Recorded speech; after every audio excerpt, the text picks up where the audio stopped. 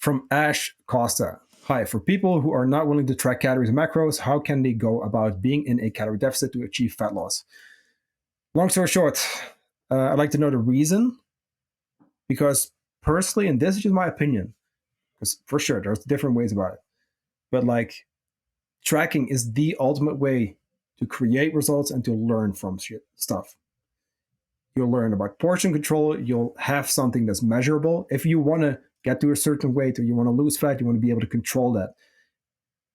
It's not even necessarily about the exact number. It's just mostly about like controlling the rate of weight loss, making sure that you stick to it, that you don't rush it, for example. And hey, if it's going too slow, that you can make an adjustment. If you are not tracking, you're basically like, you don't know what's going on. You don't know where you're at. You don't know where you're at. That's it's. And so, sorry, I'm going to interject here for a second. No, you're good. So what someone can do is like, you have to understand where you're at from the beginning, period. Like you need to know how much you're intaking in order to know how much you need to decrease, essentially. Right. Yeah. So what I would do is track for 2 days or for 2 weeks, right? Even if it's just like writing your food down. I mean, an app is going to tell you exactly like how much you're eating and then decrease portion sizes from there.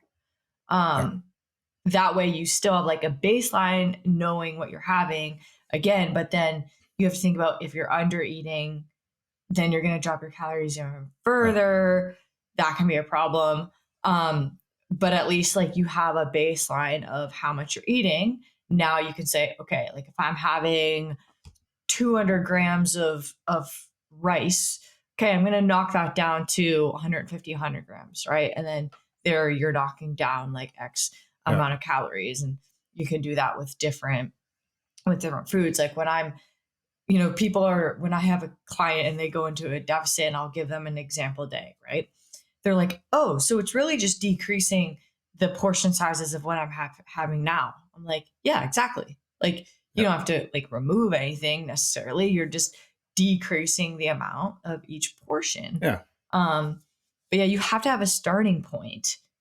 So, yeah, it's hard to adjust. And I like to compare it to like driving with navigation or driving fucking sitting backwards with a blindfold on and like going downhill and like you don't know where you're going. Like it's like you're shooting in the dark.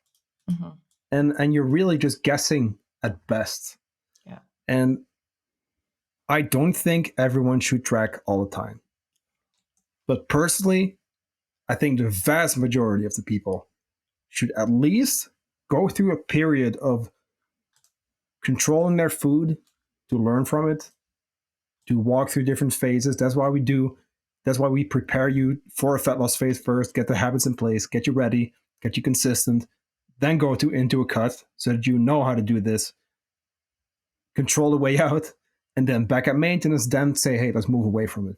Because there, once we're at that goal weight, we can just do without tracking. It's very easy.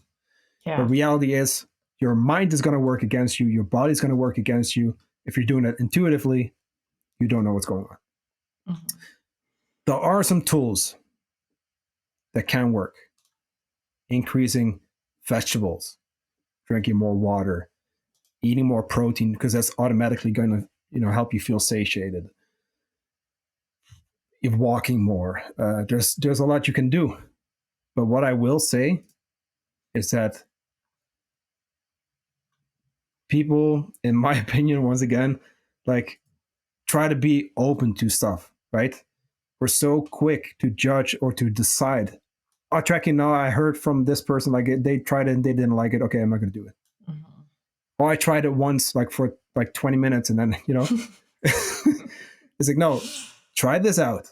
I want you to track 30 days. Yeah. Actively, like actually weigh stuff, track it, etc. You cannot convince me that you will not learn anything from that. And no, it's not going to lead to eating disorders. It's just going to give you a tool. And we talked about this with Aaron. It's like, are you going to, like, if you have money issues, you're going to try to figure out a way to spend a little bit less to save a little bit more money, right? We need to learn how to control our food. Basically the same way. Yeah. Because typically there's a reason, objectively speaking, there's a reason why we want to lose weight in the first place.